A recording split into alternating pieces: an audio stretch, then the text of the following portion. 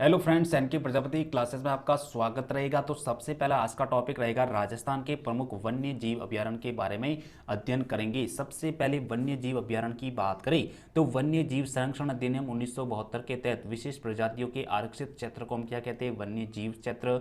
वन्य जीव अभयारण्य का संचालन जो है केंद्र व राज्य सरकार मिलकर करती हैं। राजस्थान में 27 वन्य जीव अभयारण्य। राजस्थान में कितने वन्य जीव? 27 वन्य जीव अभयारण्य। सबसे पहला जो है राष्ट्रीय मरु उद्यान की बात करें तो ये जैसलमेर और बाड़मेर क्षेत्र में फैला हुआ है। क्षेत्रफल की दृष्टि से राजस्थान का सबसे बड़ा जो वन्य जीव अभयारण्य है, जिसका क्षेत्रफल जैसलमेर में 1900 वर्ग किलोमीटर एवं बाड़मेर में 1262 वर्ग किलोमीटर, कुल मिलाकर 3162 वर्ग किलोमीटर में ये फैला हुआ है। इस राष्ट्रीय उद्यान की स्थापना वर्ष 1981 में, लेकिन ये राष्ट्रीय उद्यान नहीं है, फिर भी इसके आगे राष्ट्रीय शब्द का प्रयोग किया गया क्योंकि वर्ष 1981 में केवलादेव घना पक्षी विहार को राष्ट्रीय उद्यान का दर्जा दिया गया। इसके कारण इसे आगे राष्ट्रीय शब्द का प्रयोग किया गया।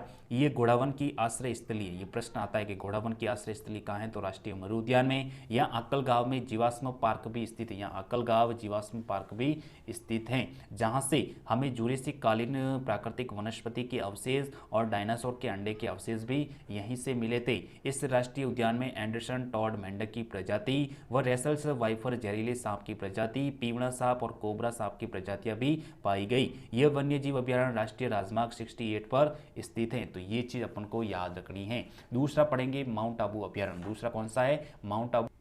माउंट आबू अभयारण्य की बात करें तो ये सिरोही जिले में स्थित है और ये जंगली मुर्गों के लिए प्रसिद्ध माना गया है। यहाँ पर एक विशेष प्रकार की डिकिल पटेरा आबूएंसिस घास पाई जाती है, जिसे स्थानीय भाषा में कारा कहा जाता है। इस अभयारण्य को जून 2009 में राजस्थान का पहला इको सेंसिटिव जोन पारिस्थितिक संवेदन क्षेत्र घोषित किया गया और यहाँ पर राजस्थान की सबसे ऊंची चोटी गुरु शुकर भी स्थित है। तीसरा जो अभयारण्य ताल छापर अभयारण्य, यहाँ से सीधा प्रश्न आता है कि ताल छापर अभयारण्य कहाँ पर है? तो चूरू जिले में स्थित है।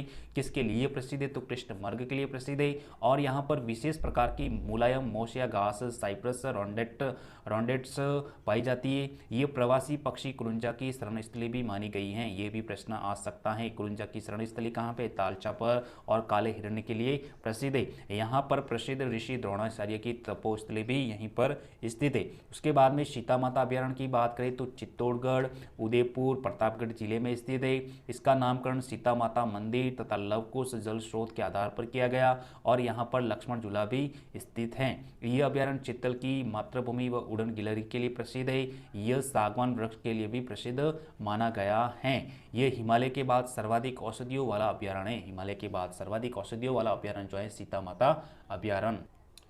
यहाँ जाखम नदी पर स्थित जाखम बांध सीता माता अभयारण्य प्रतापगढ़ में स्थित है। यहाँ रात्रिचर प्राणी आड़ा हुला पेंगुलिन पाया जाता है। आगे बात करेंगे चंबल अभयारण्य, जो कि कोटा जिले में स्थित है। राजस्थान के सर्वाधिक जिलों में विस्तृत अभयारण्य राणा प्रताप सागर बांध से यमुना नदी तक फैला हुआ है, जिसमें बूंदी, कोटा, सवाई माधोपुर, करौली, धौलपुर का क्षेत्र।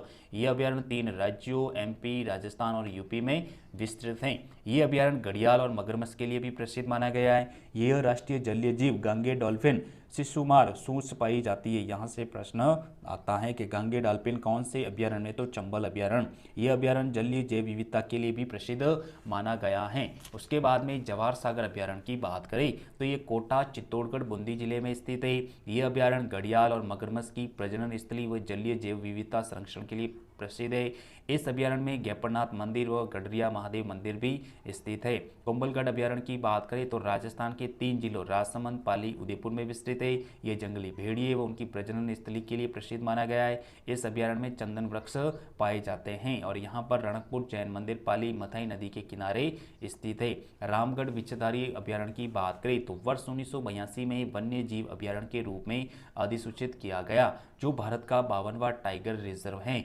ये बूंदी जिले में स्थित है। यह बाघ परियोजना के अतिरिक्त राजस्थान में सर्वाधिक बाघ विचरण भी करते हैं। कुराल नदी जो है चंबल की सहायक नदी, मेज नदी का उद्गम इसी अभयारण्य से है। फुलवारी की नाल की बात करें उदयपुर जिले में स्थित है। इस अभयारण्य में सोम नदी माही की जो सहायक नदी व मानसी वाकल नदी साबरमती की सहायक नदियों का उद्गम स्थल है। सोम नदी उदयपुर में बिचामेड़ा की पहाड़ियों से निकलती है।